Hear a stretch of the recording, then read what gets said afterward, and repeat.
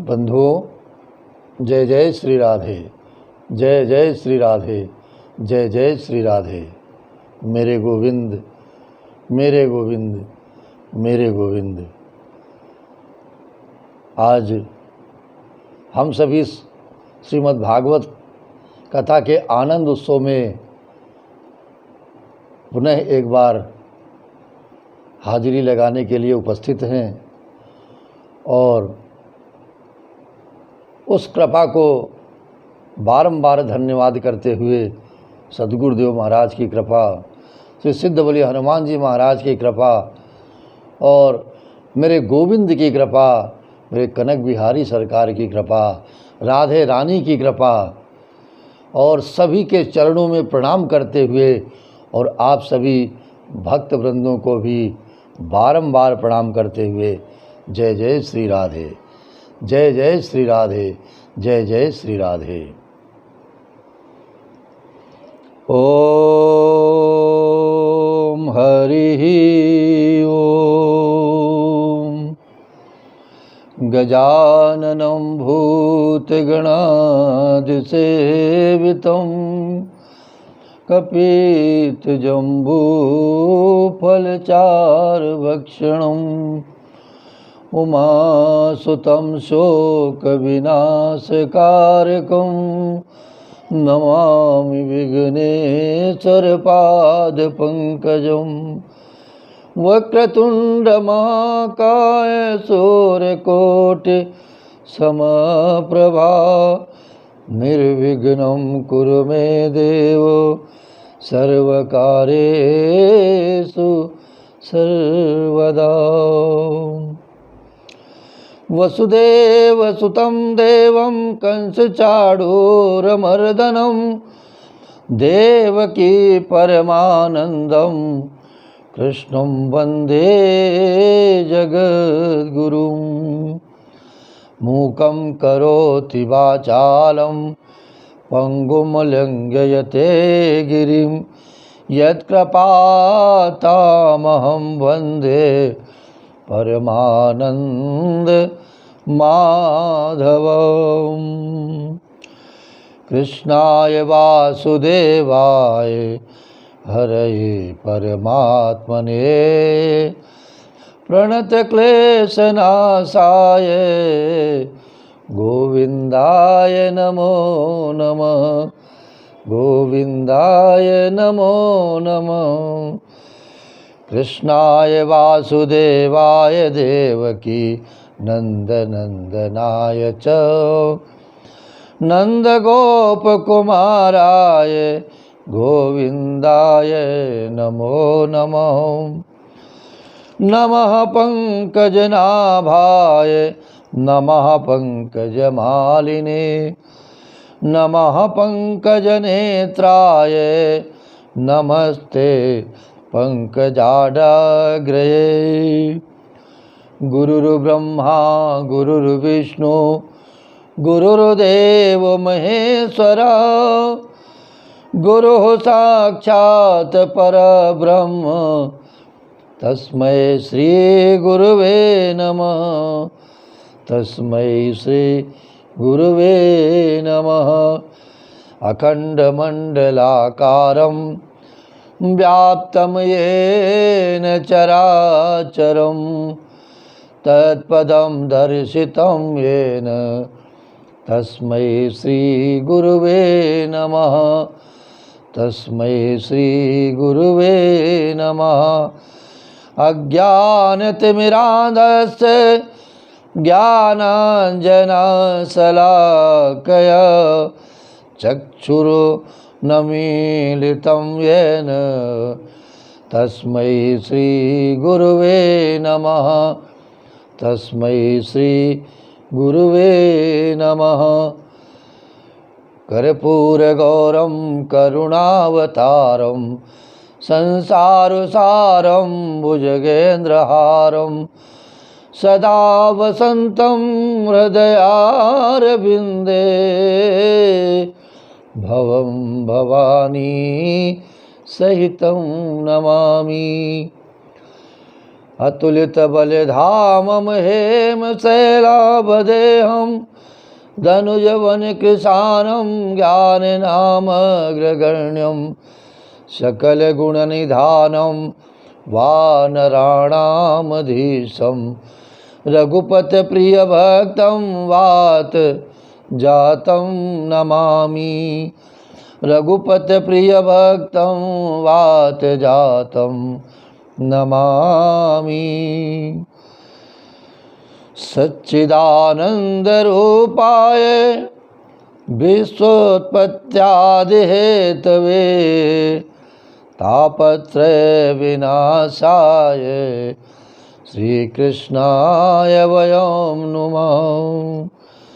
नारायणं नमस्कृत्य नरं चैव नरोत्तमं देवी सरस्वती व्यासं ततो जयमुदीरयेत्।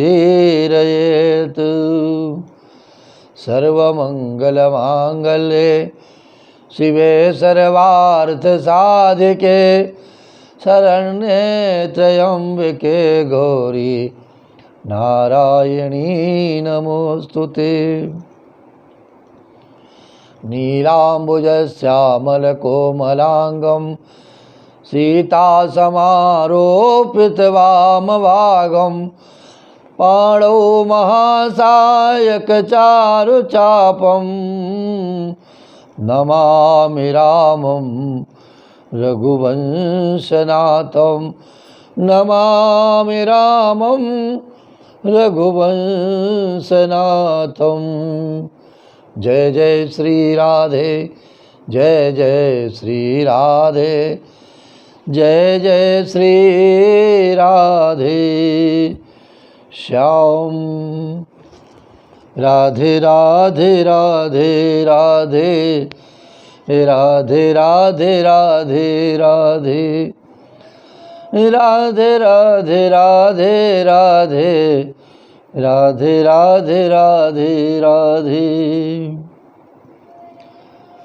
आइए मेरे गोविंद को अपने मन में बसाते हुए और इन नेत्रों को उनके चरणों में लगाते हुए कि हे मेरे गोविंद, इस जीवन पर आपकी जो कृपा बरस रही है वो कृपा हम सभी भक्तों को नित्य प्रति बारंबार प्राप्त होती रहे और मन में बस एक ही अभिलाषा रहे और कुछ नहीं, बस आप हमारे हैं और हम आपके हैं। इसलिए कन्हैया तुम्हें एक नज़र देखना है, और कोई लालसा नहीं और कोई भक्त की इच्छा नहीं है। कन्हैया तुम्हें एक नज़र देखना है, जिधर तुम छुपे हो उधर देखना है, जिधर तुम छुपे हो उधर देखना है। एक कन्हैया तुम्हें एक नज़र देखना है, गोविंद तुम्हें एक नज़र देखना है। मेरी राधे राधे राधे मेरी राधे तुम्हें एक नज़र देखना है, कन्हैया तुम्हें एक नज़र देखना है। जिधर तुम छुपे हो, कहाँ तुम छुपे हो, जिधर तुम छुपे हो उधर देखना है, कन्हैया तुम्हें एक नज़र देखना है। उबारा था जिन हाथों ने एक गज को, उबारा था जिन हाथों ने एक गज को उन्हीं हाथों का अब, उन्हीं हाथों का अब असर देखना है। कन्हैया तुम्हें एक नजर देखना है। जहाँ तुम छुपे हो, जिधर तुम छुपे हो, उधर देखना है। कन्हैया तुम्हें एक नजर देखना है। विदुर भीलनी के घर तुम मिले थे, विदुर भीलनी के घर तुम मिले थे, विदुर भीलनी के घर तुम मिले थे। तुमको हमारा भी यह निवास रत्नागिरी निवास, हे मेरे गोविंद तुमको हमारा भी घर देखना है। तुमको हमारा भी घर देखना है। जिधर तुम छुपे हो, कहाँ तुम छुपे हो, जिधर तुम छुपे हो, उधर देखना है। कन्हैया तुम्हें एक नजर देखना है। कन्हैया तुम्हें एक नजर देखना है। अगर तुम हो दीनों के आहों के आशिक, अगर तुम हो दीनों के आहों के आशिक, अगर तुम हो दीनों के आहों के आशिक, आहों पे अपना, आहों में अपना असर देखना है। तो आहों में अपना असर देखना है। जिधर तुम छुपे हो, कहाँ तुम छुपे हो, जिधर तुम छुपे हो, उधर देखना है। कन्हैया तुम्हें एक नजर देखना है। गोविंद तुम्हें एक नजर देखना है। कन्हैया तुम्हें एक नजर देखना है। और राधे तुम्हें एक नजर देखना है। कन्हैया तुम्हें एक नजर देखना है। कहाँ तुम छुपे हो, हे मेरे गोविंद कहाँ तुम छुपे हो, जिधर तुम छुपे हो, जिधर तुम छुपे हो, उधर देखना है। कन्हैया तुम्हें एक नजर देखना, कन्हैया तुम्हें एक नजर देखना है। जय जय श्री राधे, जय जय श्री राधे, जय जय श्री राधे श्याम, जय जय श्री राधे, जय जय श्री राधे, जय जय श्री राधे श्याम। बंधुओं, आइए आज की श्रीमद् भागवत कथा के आनंद उत्सव में हम सभी अपने मन को लगाते हुए आज की इस पावन दिवस पर जो संतों ने बताया है और हम सभी को ज्ञात ही है कि आज का ये पावन दिवस मोहिनी एकादशी के रूप में हम सभी भक्त बड़े प्रेम से मेरे प्रभु श्री रामचंद्र जी के चरणों में श्री नारायण श्री हरि के चरणों में आज व्रत संपन्न कर रहे हैं।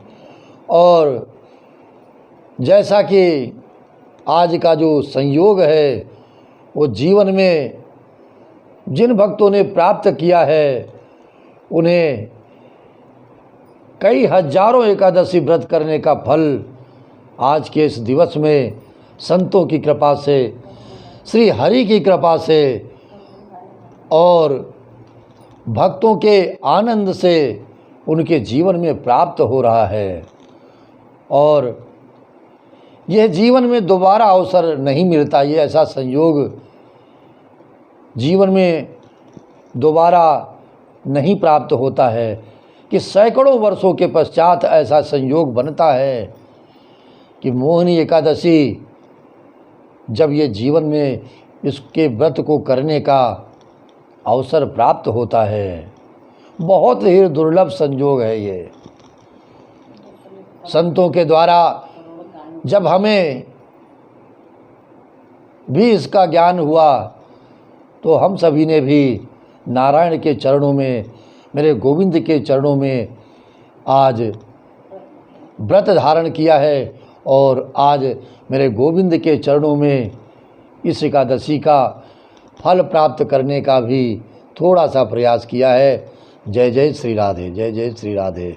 मेरे सद्गुरुदेव की कृपा है जो उस राह में, संतों की राह में, संतों के दिखाए हुए मार्ग पर चला देते हैं, ये उनकी ही कृपा है। और इस श्रीमद् भागवत कथा के रसपान और आनंद उत्सव में जैसा कि नित्य प्रति निवेदन हो रहा है कि प्रत्येक दिवस की ये श्रीमद् भागवत कथा आनंद उत्सव किसी न किसी भक्त परिवार के जीवन के लिए, उसकी रक्षा के लिए और उसके कल्याण के लिए, उसके बंधु बांधवों के कष्टों को दूर करने के लिए नित्य प्रति ये निस्वार्थ भाव से कथा समर्पित की जा रही है। इसी क्रम में कल का जो सौभाग्य है वो इस सेवक को प्राप्त हुआ। हमने भक्तों से निवेदन किया कि कल का जो 22 मई 2021 का जो दिवस है वो हमारे वैवाहिक जीवन का जो शुभ अवसर है उसके 32 वर्ष पूर्ण हुए हैं। इसलिए आज की कथा श्री तिवारी परिवार को समर्पित है और मेरे बंधु बांधवों और माता पिता पूर्वजों को समर्पित है। सभी को समर्पित करते हुए अयोध्या भाई श्री और धर्मपत्नी श्रीमती निरूपमा तिवारी और बड़े पुत्र श्री शिवांकर तिवारी और बड़ी बहू श्रीमती अर्चिता तिवारी और छोटा पुत्र श्री शुभांकर तिवारी और समस्त तिवारी परिवार के कल्याण के लिए, सभी बंधु बांधवों के लिए कल का ये प्रसाद हमें प्राप्त हुआ है। और गोविंद के चरणों में हाजिरी हमने लगाई थी कि ये जो शुभ अवसर है, ये शुभ दिवस है और सद्गुरुदेव महाराज की कृपा हम सभी को भी प्राप्त हो।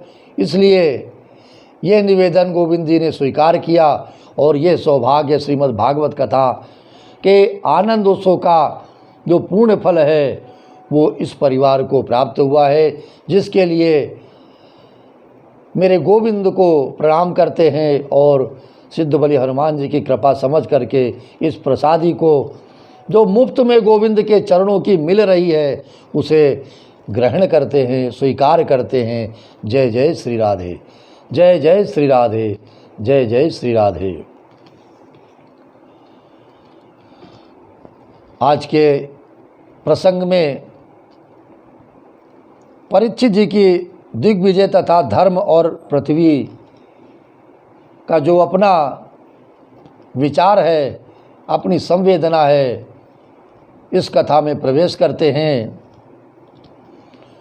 तथा परीक्षित द्विजवर्य शिक्षया मही महाभागवत ससास यथा हि सत्याम बीजात कोविदः समादिशन विप्रमद्रोण सत्ताम। सूत जी कहते हैं, शौनक जी, पांडवों के महाप्रयाण के पश्चात भगवान के परम भक्त राजा परीक्षित श्रेष्ठ ब्राह्मणों की शिक्षा के अनुसार जैसा ब्राह्मणों ने उन्हें शिक्षित किया था, उपदेश दिया था, पृथ्वी पर शासन करने लगे हैं। राजा के रूप में परीक्षित जी का शासन काल अब प्रारंभ हो रहा है। उनके जन्म के समय ज्योतिषियों ने उनके संबंध में जो भी कुछ घोषणाएं की थी, जो भी उस पुत्र के लिए कहा था, उसी के अनुरूप उन्होंने वास्तव में वे सभी महान गुण उनमें विद्यमान थे। ये संस्कार जो हैं, जो पारिवारिक संस्कार हैं, सनातन के संस्कार हैं, जब बालक को माता पिता प्रदान करते हैं और बचपन से ही उस बालक के कानों में जो सनातनी शब्द हैं, संस्कारों को जो देखता है बालक, और जो संस्कार माता पिता अपने बालक को देते हैं, वे उसके जीवन भर काम आते हैं। और बचपन में अगर किसी संत का साथ मिल जाए, किसी भी पुत्र पुत्री को, तो संत की कृपा उस बालक पर अपार हो जाती है। कहाँ नहीं जाते हैं, कहाँ कहाँ यात्राएं करा देते हैं। बचपन से ही माँ वैष्णो की यात्रा हो और गोवर्धन धाम वृंदावन की यात्रा हो, और हर वर्ष प्रतिवर्ष मेरे सद्गुरुदेव किसी न किसी यात्रा पे सब परिवार बालकों सहित ले जाते हैं और सबका जीवन धन्य करते हैं। बद्री विशाल और हरिद्वार, जहाँ कहीं भी उनकी कृपा भक्तों को प्राप्त होती है, तो परिवार सहित भगवान भोलेनाथ के दरबार में महादेव मल्लिकार्जुन कितना बखान करें उनकी कृपा का। रामेश्वरम भगवान, जिनका साक्षात दर्शन सतगुरुदेव की शरण में हमें प्राप्त हुआ है, ये हमारे माता पिता, हमारे पूर्वजों का ये परोपकार है, उपकार है, सत्कर्म है। और हम बारंबार उनके चरणों में, सतगुरुदेव महाराज के चरणों में प्रणाम करते हैं, क्योंकि बालक जो है, बालक केवल बालक होता है। शिक्षा दीक्षा गुरु और माता पिता गुरु की भांति संस्कारों को उसके अंदर एक एक करके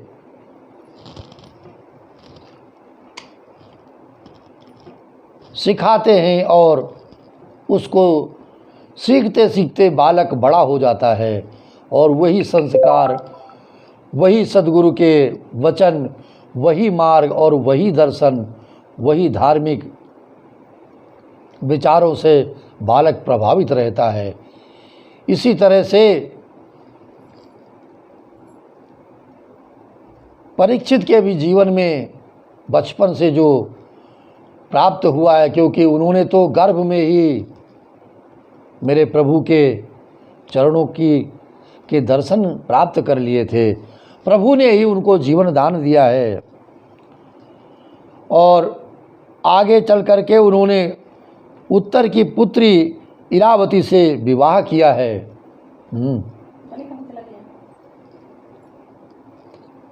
उससे उन्होंने अनमेजय आदि 4 पुत्र उत्पन्न किए। तथा कृपाचार्य को आचार्य बनाकर उन्होंने गंगा के तट पर 3 अश्वमेध यज्ञ किए हैं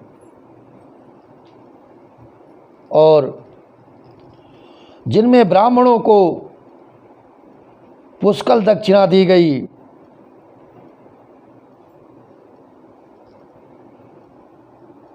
उन यज्ञों में देवताओं ने प्रत्यक्ष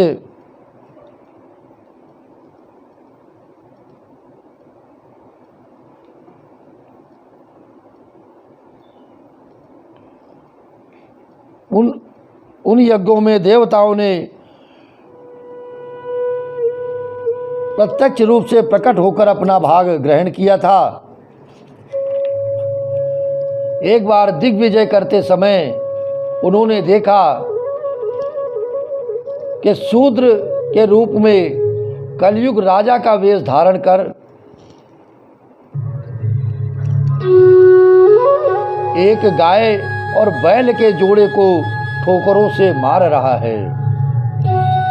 तब उन्होंने उसे बलपूर्वक पकड़कर दंड दिया है और यह दृश्य राजा परीक्षित के नेत्रों को अच्छा नहीं लगा, जिसके कारण उन्होंने उसे बहुत ही कड़ा दंड दिया है। इसी तरह अपने जीवन में परीक्षित जी ने बड़े ही अपने गोविंद की भक्ति की है और अपने जीवन में राज्य करते हुए सदैव अपने श्रेष्ठ जनों के पथ पर चलने का और अपने गोविंद के चरणों में अपने मन को लगाए रखने का अवसर कभी खोया नहीं है।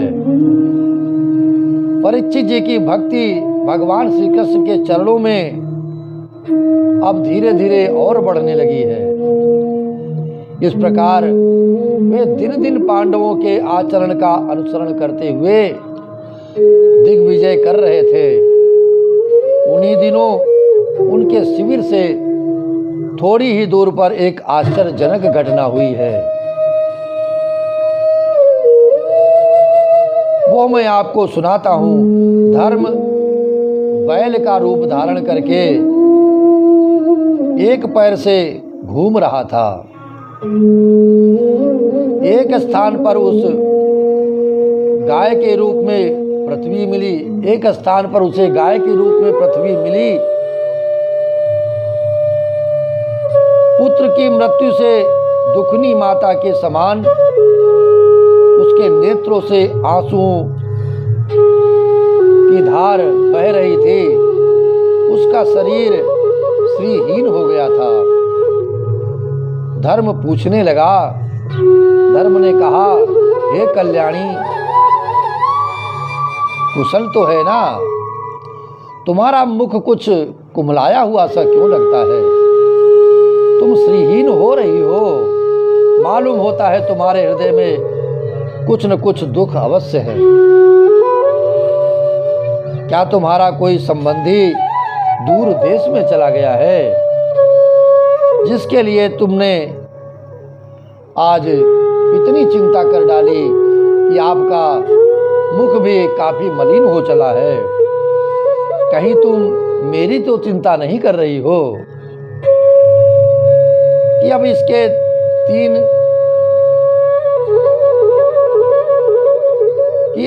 तीन पैर टूट गए, एक ही पैर रह गया है। संभव है तुम अपने लिए शोक कर रही हो कि अब शूद्र तुम्हारे ऊपर शासन करेंगे। तुम्हें इन देवताओं के लिए भी खेद हो सकता है, जिन्हें अब यज्ञों में आहुति नहीं दी जाती, अथवा उस प्रजा के लिए भी जो वर्षा न होने के कारण अकाल एवं दुर्भिक्ष से पीड़ित हो रही है। देवी, क्या तुम राक्षस सरे के मनुष्यों के द्वारा सताई हुई हो? आरक्षित स्त्रियों और आर्त बालकों के लिए शोक कर रही हो। संभव है विद्या कुकर्मी ब्राह्मणों के चंगुल में पड़ गई है और ब्राह्मण विप्रद्रोही राजाओं की सेवा करने लगे हैं और इसी का तुम्हें दुख हो रहा है। आज के नाम मात्र के राजा तो 16 आने कलयुगी हो गए हैं। उन्होंने बड़े बड़े देशों को भी उजाड़ डाला। क्या तुम उन राजाओं की चिंता कर रही हो, उनके लिए शोक कर रही हो? आज की जनता खान पान, वस्त्र, स्नान और शास्त्रीय नियमों का पालन न करके स्वेच्छाचार कर रही है। क्या इसके लिए तुम दुखी हो पृथ्वी माता? अब समझ में आया हो न हो तुम्हें भगवान श्री कृष्ण की याद आ रही है।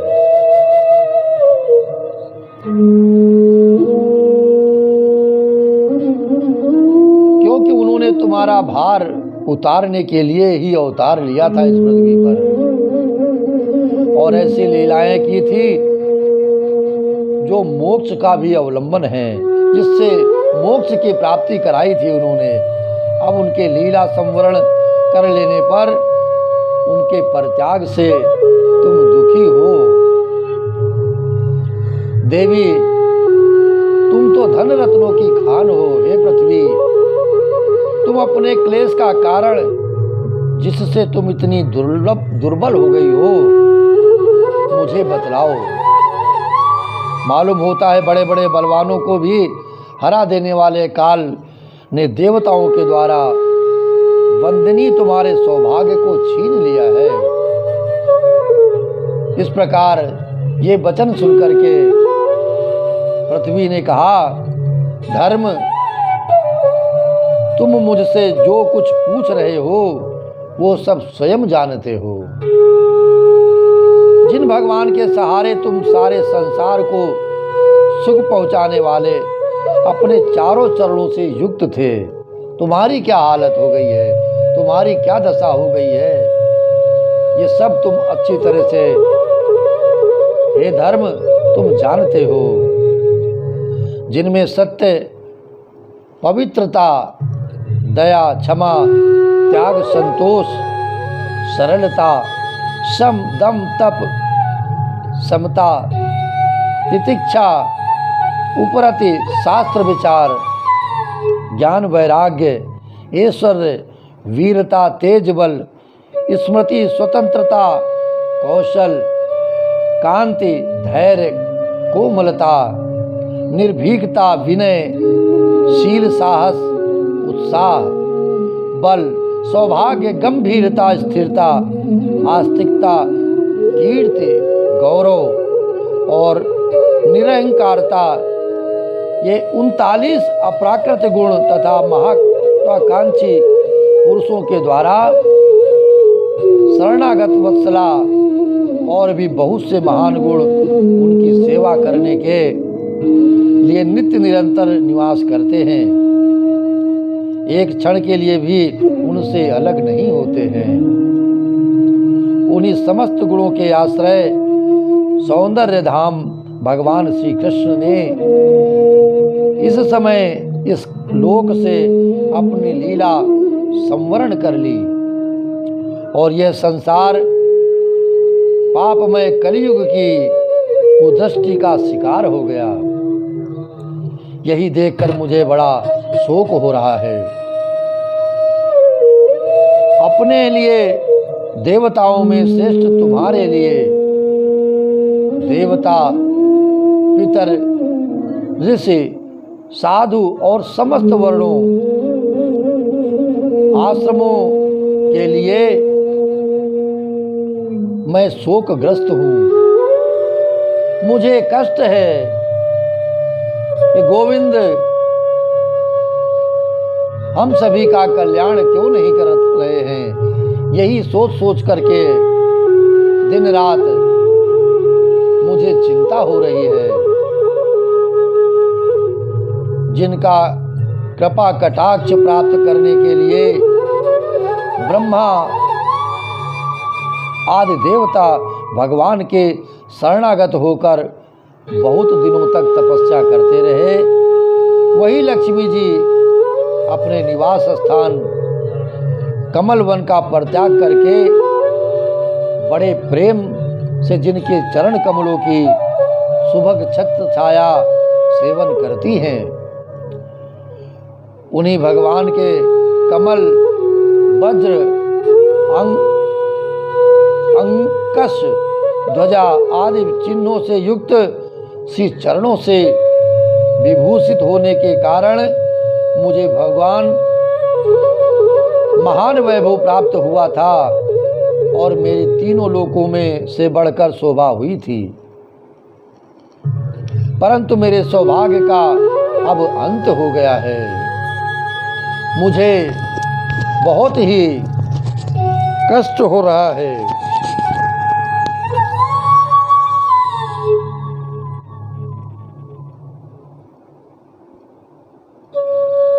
और मेरी तीनों लोकों से बढ़कर शोभा हुई थी, परंतु मेरे सौभाग्य का अंत हो गया है। भगवान ने मुझे अभागिनी समझ करके छोड़ दिया है और उनके मुझे मालूम पड़ता है और इसीलिए ये जीवन में मुझे दंड मिल रहा है। न जाने उनके मन में क्या है। इस प्रकार से पृथ्वी माता दुखी होकर के भगवान को याद करती हैं और बार बार अपने मन में और अपने ऊपर हो रहे अत्याचार को धिक्कारती हैं कि हे भगवान, ये जो अत्याचार अब पृथ्वी पर बढ़ रहा है, इस समय भी यही स्थिति है इस पृथ्वी माता की कि ये जो महामारी इतना कष्ट दे रही है पृथ्वी के ऊपर और ये धराधाम दुखी है। हे मेरे गोविंद, यही उनकी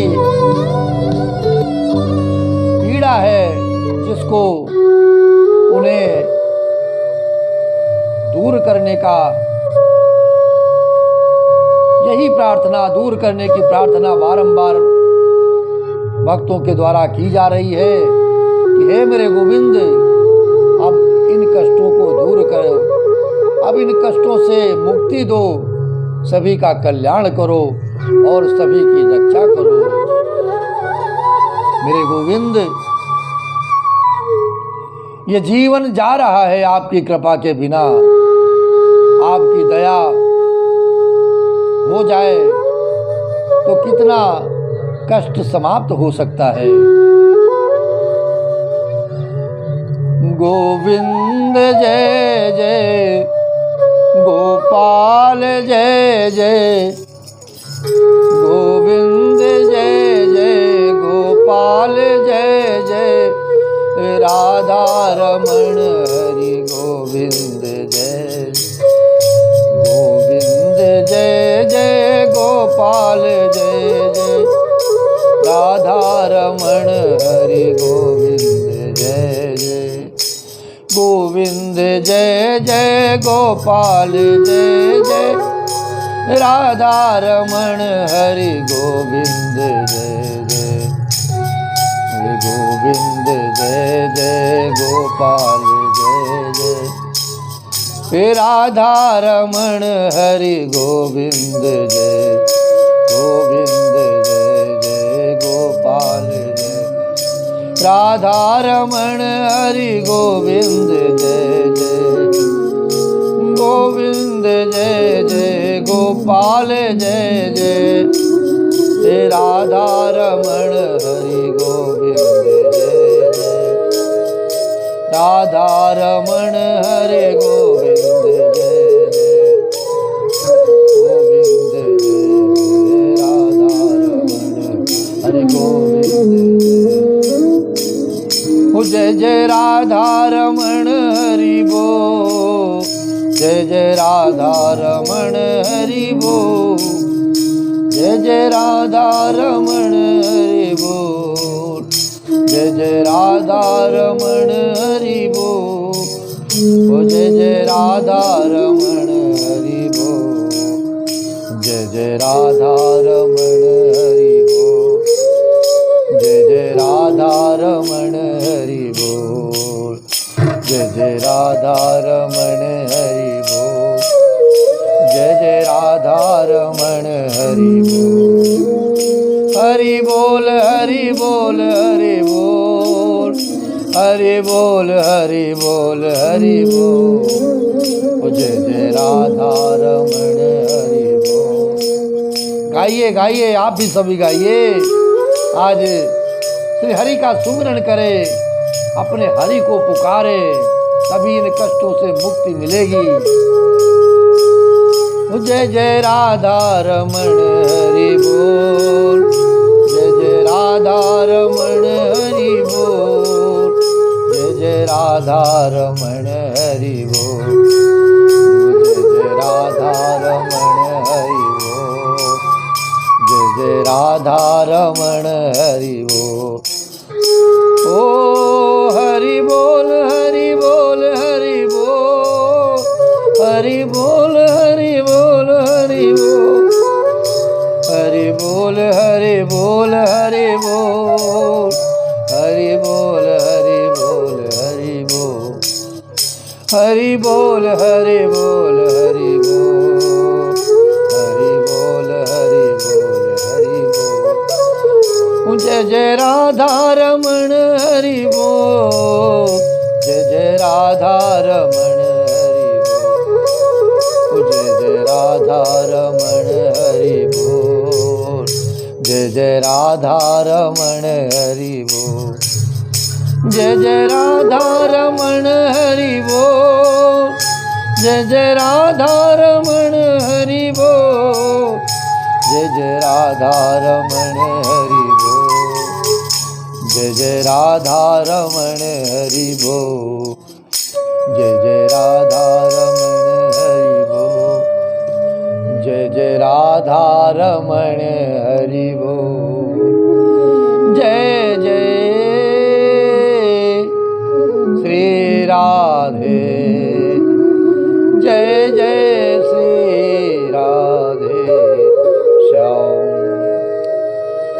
आइए भक्तों, उस करुण पुकार को मेरे गोविंद के चरणों तक पहुंचाने का हम सभी प्रयास करते हुए इस कथा के रसपान में रस को पान करते हुए आगे बढ़ें। तुम अपने 3 चरणों के कम हो जाने से मन ही मन कुढ़ रहे थे। पृथ्वी माता ने बैल से कहा है कि आपको अपना कष्ट दिखाई पड़ रहा था और हमें भी तुम्हारा कष्ट दिखाई पड़ रहा है, अतः अपने पुरुषार्थ से तुम्हें अपने ही अंदर पुनः सब अंगों से पूर्ण एवं स्वस्थ कर देने के लिए अत्यंत रमणीय श्याम सुंदर विग्रह से यदुवंश में प्रकट हुए और मेरे बड़े भारी भार को धारण करने वाले जो असुरवंशी राजाओं की सैकड़ों अक्षोहिणियों के रूप में था, नष्ट कर डाला, क्योंकि वे परम स्वतंत्र थे। उन्होंने अपनी प्रेम भरी चितवन से मनोहर मुस्कान और मीठी मीठी बातों से सत्यभामा आदि मधुमयी माननियों के मान के साथ धीरज को छीन लिया था और जिनके चरण कमलों में, उनके चरण कमलों के साथ स्पर्श से मैं निरंतर नित्य प्रति आनंद से पुलकित हो रही थी। उन पुरुषोत्तम भगवान श्री कृष्ण का विरह भला कौन सह सकता है, और मैं कैसे सह सकती हूँ। धर्म और पृथ्वी इस प्रकार आपस में बातचीत कर रहे हैं, और उसी समय राजर्षि परीक्षित पूर्व वाहिनी सरस्वती के तट पर आ पहुँचे हैं। और मेरे बंधुओं, सूत जी कहते हैं कि शौनक जी वहां पर पहुंचकर राजा परीक्षित ने देखा है कि एक राजवेशधारी शूद्र हाथ में डंडा लिए हुए है और गाय बैल के जोड़े को इस तरह पीटता जा रहा है जैसे उनका कोई स्वामी ही न हो। वो कमल तंतु के समान श्वेत रंग का बैल एक पैर से कड़ा कांप रहा है। शूद्र की ताड़ना से पीड़ित और भयभीत होकर मूत्र त्याग रहा था। धर्मोपयोगी दूध घी आदि हविष्य पदार्थों को देने वाली वो गाय भी बार बार शूद्र के पैरों की ठोकरें खाकर अत्यंत दीन हो रही थी। एक तो वो स्वयं ही दुबली पतली थी, दूसरे उनका बछड़ा भी उसके पास नहीं था और उसे भूख लगी हुई थी और उसकी आंखों से आंसू बहते जा रहे थे। स्वर्ण जटित रथ पर चढ़े हुए राजा परीक्षित ने अपना धनुष बाण चढ़ाकर मेघ के समान गंभीर वाणी से उसको ललकारा है। अरे तू कौन है? वो बलवान जो बलवान होकर भी मेरे राज्य के इस दुर्बल प्राणियों को बलपूर्वक मार रहा है। तूने नटकी भांत वेश तो राजा का सा बना रखा है, परंतु कर्म से तू शूद्र ही जान पड़ता है। हमारे दादा अर्जुन के साथ भगवान श्री कृष्ण के परम धाम पधार जाने पर इस प्रकार निर्जन स्थान में निरपराधों पर प्रहार करने वाला तू अपराधी अतः वध के योग्य है। मैं तुझे मार डालूंगा। उन्होंने धर्म से भी पूछा है। कमलनाल के समान आपका श्वेत वर्ण है, 3 पैर न होने पर भी आप एक ही पैर से चलते फिरते हैं। यह देखकर मुझे बड़ा कष्ट हो रहा है। बतलाइए, आप क्या बैल के रूप में कोई देवता हैं? अभी ये भूमंडल कुरुवंशी नरपतियों के बाहुबल से सुरक्षित है। इसमें आपके सिवा और किसी भी प्राणी की आंखों से शोक के आंसू बहते मैंने नहीं देखे। धेनुपुत्र, अब आप शोक न करें। इस शूद्र से निर्भय हो जाइए। वो माता, मैं दुष्टों को दंड देने वाला हूँ। अब आप ऐसे रोए नहीं। अपने नेत्रों से जो आंसू आप बहा रही हैं उन्हें बंद कर दें। आपका कल्याण हो। देवी, जिस राजा के राज्य में दुष्टों के उपद्रव से सारी प्रजा त्रस्त होती है, उस मतवाले राजा की कीर्ति, आयु, ऐश्वर्य और परलोक सभी नष्ट हो जाते हैं। राजाओं का परम धर्म यही है कि वे दुखियों का दुख दूर करें। ये महादुष्ट और प्राणियों को पीड़ित करने वाला है, अतः मैं अभी इसे मार डालूंगा। सुरभिनंदन, आप तो 4 पैर वाले जीव हैं, आपके 3 पैर किसने काट डाले? श्री कृष्ण के अनुयायी राजाओं के राज्य में कभी कोई भी आपकी तरह दुखी ना हो। ब्रखब, आपका कल्याण हो। बताइए, आप जैसे निरपराध साधुओं का अंग भंग करके किस दुष्ट ने पांडवों की कीर्ति में कलंक लगाया है। जो किसी निरपराध प्राणी को सताता है, उसे चाहे वो कहीं भी रहे, मेरा भय अवश्य होगा। राजा परीक्षित ने इस प्रकार के वचन कहे हैं। दुष्टों का दमन करने से साधुओं का कल्याण होता है। जो उद्दंड व्यक्ति निरपराध प्राणियों को दुख देता है, वो चाहे साक्षात देवता ही क्यों न हो, मैं उसकी बाजूबंद से विभूषित भुजा को काट डालूंगा। बिना आपत्ति काल के मर्यादा का उल्लंघन करने वालों को शास्त्रानुसार दंड देते हुए अपने धर्म में स्थित लोगों का पालन करना राजाओं का परम धर्म है। तब धर्म ने कहा है राजा परीक्षित से, आप महाराज पांडु के वंशज हैं। आपका इस प्रकार दुखियों को आश्वासन देना आपके योग्य ही है, क्योंकि आपके पूर्वजों के श्रेष्ठ गुरुओं ने भगवान श्री कृष्ण को उनका सारथी और दूत आदि बना दिया था। नरेंद्र, शास्त्रों के विभिन्न वचनों से मोहित होने के कारण हम उस पुरुष को नहीं जानते जिससे क्लेशों के कारण उत्पन्न होते हैं। जो लोग किसी भी प्रकार के द्वैत को स्वीकार नहीं करते, वे अपने आप को ही अपने दुख का कारण बतलाते हैं। कोई प्रारब्ध को कारण बतलाते हैं तो कोई कर्म को, कुछ लोग स्वभाव को तो कुछ लोग ईश्वर को दुख का कारण मानते हैं। कहीं कहीं किन्हीं किन्हीं का ऐसा ही निश्चय है कि दुख का कारण न तो तर्क से द्वारा जाना जा सकता है और न वाणी के द्वारा बतलाया जा सकता है।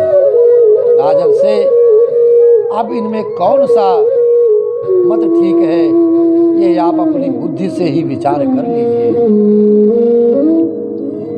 सूत जी कहते हैं, ऋषि श्रेष्ठ शौनक जी, धर्म का ये प्रवचन सुनकर सम्राट परीक्षित बहुत प्रसन्न हुए हैं। उनका खेद मिट गया। उन्होंने शांत चित्त होकर उनसे कहा, परीक्षित ने कहा, धर्म का तत्व जानने वाले ब्रह्मदेव, आप धर्म का उपदेश कर रहे हैं। अवश्य ही आप ब्रह्म के रूप में स्वयं धर्म ही हैं। अधर्म करने वालों को जो नरक आदि प्राप्त होते हैं, वे ही चुगली करने वालों को भी मिलते हैं। यही सिद्धांत निश्चित है कि प्राणियों के मन में और वाणी से परमेश्वर की माया के स्वरूप का निरूपण नहीं किया जा सकता। धर्मदेव, सतयुग में आपके 4 चरण थे, तप, पवित्रता, दया और सत्य। इस समय अधर्म के अंश गर्व, आसक्ति और मद से 3 चरण नष्ट हो चुके हैं। अब आपका 4था चरण केवल सत्य ही बचा है। उसी के बल पर आप जी रहे हैं। असत्य से पुष्ट हुआ यह अधर्म कलयुग उसे भी ग्रास कर लेना चाहता है। ये गौ माता साक्षात पृथ्वी है। भगवान ने इनका भारी बोझ उतार दिया था। ये उनके रास रास सौंदर्य बिखेरने वाले चरण चिन्हों से सर्वत्र उत्सवमयी हो गई थी। अब ये उनके बिछुड़ गई हैं और उनके बिछुड़ने से वे साध्वी अभागिनी के समान नेत्रों में जल भर करके चिंता कर रही हैं कि अब राजा का स्वांग बनाकर ब्राह्मण द्रोही शूद्र मुझे भोगेंगे। महारथी परीक्षित इस प्रकार धर्म और पृथ्वी को सांत्वना दी। फिर उन्होंने अधर्म के कारण रूप कलयुग को मारने के लिए तीक्ष्ण तलवार उठाई है। कलयुग ताड़ गया कि अब ये तो अब मुझे मार ही डालना चाहते हैं। अतः झटपट उसने अपने राज चिन्ह उतार डाले। जो भी वेशभूषा अपनी बना रखी थी राजाओं जैसी उससे सब उतार डाला है कलयुग ने, और भय विह्वल होकर उनके चरणों में अपना सिर रख दिया है। परीक्षित तो बड़े ही यशस्वी थे, दीन वत्सल और शरणागत रक्षक थे। उन्होंने जब कलयुग को अपने पैरों पर गिरा हुआ देखा है तो उसको मारा नहीं, अभी तो हंसते हुए से उससे कहा, परीक्षित ने कहा, जब तू हाथ जोड़कर शरण आ गया तब अर्जुन के यशस्वी वंश में उत्पन्न हुए किसी भी वीर से तुझे कोई भय नहीं है, परंतु तू अधर्म का सहायक है, इसलिए तुझे मेरे राज्य में बिल्कुल नहीं रहना चाहिए। कलयुग से कहा कि तुझे मेरे राज्य से चला जाना होगा। तेरे राजाओं के शरीर में रहने से ही लोभ, झूठ, चोरी, दुष्टता, स्वधर्म त्याग, दरिद्रता, कपट, कलह, दंभ और दूसरे पापों की बढ़ती हो रही है। अतः अधर्म के साथ ही इस ब्रह्मा वर्त में तू एक क्षण के लिए भी तुझे अब यहाँ ठहरना नहीं है, क्योंकि ये धर्म और सत्य का निवास स्थान है। इस क्षेत्र में यज्ञ विधि के जानने वाले महात्मा यज्ञों के द्वारा यज्ञ पुरुष भगवान की आराधना करते रहते हैं। इस देश में भगवान श्री हरि यज्ञों के रूप में निवास करते हैं। यज्ञों के द्वारा ही उनकी पूजा होती है और वे यज्ञ करने वालों का ही कल्याण करते हैं। मेरे हरि, मेरे गोविंद केवल धर्म में रत होने वालों का ही कल्याण करते हैं और उन पर दया करते हैं। इसीलिए हम सभी बंधु बांधव यहाँ पर ये सनातन धर्म की जो ज्योति है उसको जलाने का प्रयत्न कर रहे हैं, क्योंकि इस संकट काल के समय में भी धर्म का साथ नहीं छोड़ना है। हम सभी को धर्म में ही रत रहना है, अपने सनातन के संस्कारों में ही लीन रहना है। इस प्रकार से राजा परीक्षित ने उस देश काल के गुणों का बखान किया है और कहने लगे कि वे सर्वात्मा भगवान वायु की भांति समस्त चराचर जीवों के भीतर बाहर एक रस स्थित रहते हुए उनकी कामनाओं को पूर्ण करते रहते हैं। भगवान श्री हरि हर समय अपने भक्तों के ऊपर कृपा बरसाते रहते हैं। सूत जी कहते हैं कि परीक्षित की ये आज्ञा सुनकर कलयुग सिहर उठा है। यमराज के समान मारने के लिए उद्यत हाथों में तलवार लिए हुए परीक्षित से वो बोला। कली ने कहा, हे सार्वभौम, आपकी आज्ञा से जहाँ कहीं भी मैं रहने का विचार करता हूँ वहीं देखता हूँ कि आप धनुष पर बाण चढ़ाए खड़े हैं, क्योंकि मैं अब आपसे बहुत भयभीत हो गया हूँ। मैं जिधर भी नेत्र उठाता हूँ उधर मुझे आपका ही दर्शन हो रहा है। कलयुग बहुत भयभीत हुआ है, क्योंकि सत्य के पथ पर चलने वाले राजा के राज्य में अत्याचारियों का कोई स्थान नहीं होता है। साक्षात श्री हरि उस राजा की सहायता करते हैं जो राजा सत्य वचन और सत्य निष्ठा से अपनी प्रजा के लिए दिन रात एक करके और उसके मन में अपनी प्रजा के लिए ही मर मिटने की कामना रहती है कि मुझे चाहे जितना कष्ट प्राप्त हो परंतु मेरी प्रजा को कभी कोई दुख न रहे, उसके कष्टों को दूर करता रहता है।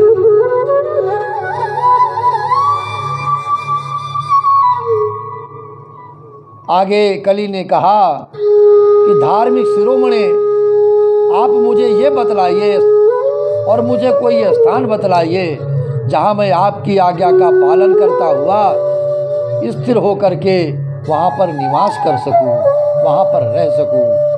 सूत जी कहते हैं, कलयुग की प्रार्थना स्वीकार करके राजा परीक्षित ने उसे 4 स्थान दिए हैं। कलयुग को रहने के 4 स्थान बताए हैं।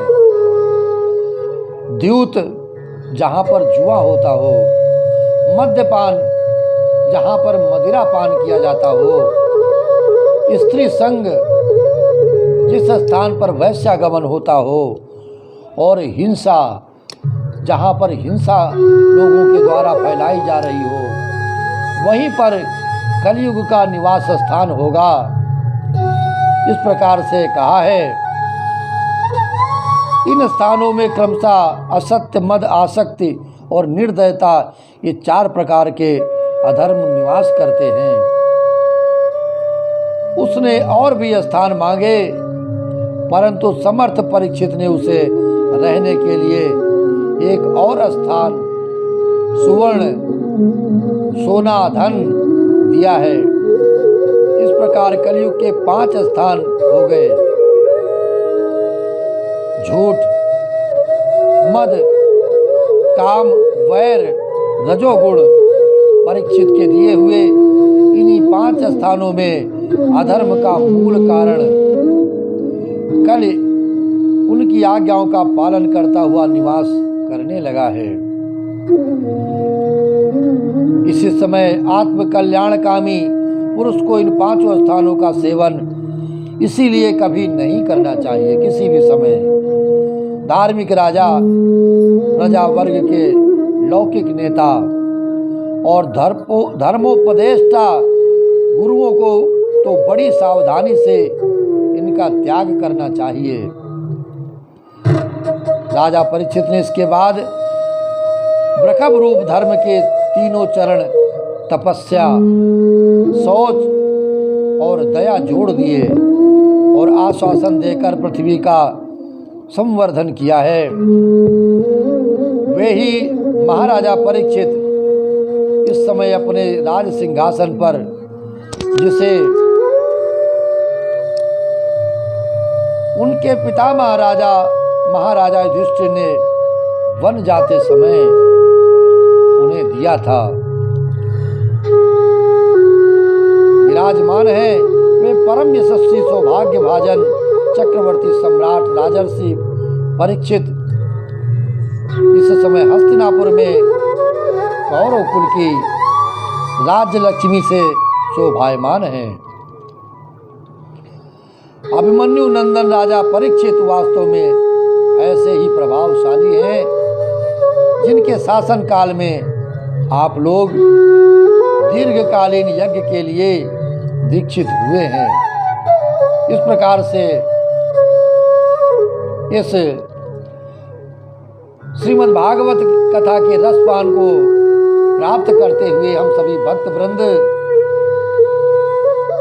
गोविंद के चरणों में आनंद ये जो बरस रहा है, मन को लगाए हुए हैं। गुरुदेव की कृपा से आनंद आप सभी भी भक्त लोग प्राप्त कर रहे हैं। श्रीमन्नारायण नारायण नारायण, श्रीमन्नारायण नारायण नारायण। आज मोहिनी एकादशी के अवसर पर जितना भी हरि को भजेंगे और जितना गुणगान करेंगे मेरे हरि का, उतना ही आपके जीवन में वे आनंद प्रदान करेंगे और समस्त योनियों में भटकने से आपको मुक्त कर देंगे। इसलिए आइए प्रेम के साथ श्रीमन्नारायण नारायण नारायण, श्रीमन्नारायण नारायण नारायण, भज मन नारायण नारायण नारायण, श्रीमन् नारायण नारायण नारायण। ओ हरि नारायण नारायण नारायण। विष्णु नारायण नारायण नारायण। गोविंद नारायण नारायण नारायण। श्रीमन्नारायण नारायण नारायण। श्रीमन्नारायण नारायण नारायण। ओम नमो भगवते वासुदेवाय। ओम नमो भगवते वासुदेवाय। ओम नमो भगवते वासुदेवाय। ओम नमो भगवते वासुदेवाय मेरे वासुदेवाय। नंद नंदनाय मेरो नंद नंदनाय। वासुदेवाय मेरो वासुदेवाय। नंद नंदनाय मेरो नंद नंदनाय। ओम नमो भगवते वासुदेवाय। ओम नमो भगवते वासुदेवाय। ओम नमो भगवते वासुदेवाय। वासुदेवाय मेरो वासुदेवाय। नंद नंदनाय मेरो नंद नंद। ओम नमो भगवते वासुदेवाय। वासुदेवाय मेरो वासुदेवाय मेरो वासुदेवाय। ओम नमो भगवते वासुदेवाय। वासुदेवाय मेरो ओम नमो भगवते वासुदेवाय। ओम नमो भगवते वासुदेवाय। ओम नमो भगवते वासुदेवाय। जय जय श्री राधे। जय जय श्री राधे। जय जय श्री राधे श्याम। मेरे गोविंद मेरे गोविंद मेरे गोविंद। बंधुओं, आज के इस पावन अवसर पर, मोहिनी एकादशी के अवसर पर, आप सभी को मेरे गोविंद का ये जो आनंद प्राप्त हुआ है, इसे अधिक से अधिक भक्तों तक पहुंचाने का प्रयास करेंगे। और मेरा निवेदन कि ये जो सत्कर्म निस्वार्थ रूप से हो रहा है, सतगुरुदेव जी की सानिध्य में उनकी प्रेरणा से इसका पूर्ण फल अधिक से अधिक लोगों तक पहुंचाएं और अधिक से अधिक लोगों को प्राप्त कराएं। केवल गोविंद के चरणों में हाजिरी लगाते हुए आप गोविंद को प्रणाम करेंगे और उस दिन की, उस कथा दिवस का पूर्ण फल आपके परिवार को, आपके बंधु बांधवों को, आपके पूर्वजों को प्राप्त होगा। यही मेरा बारंबार निवेदन है कि ये मुफ्त की गोविंद की प्रसादी है। इसका आनंद अपने जीवन में भरने के लिए एक निवेदन अवश्य करें। आगामी कथा के दिवस में उस परिवार के सभी नामों की घोषणा इस व्यास के द्वारा, इस सेवक के द्वारा YouTube चैनल पर की जाएगी। जय जय श्री राधे। जय जय श्री राधे। जय जय श्री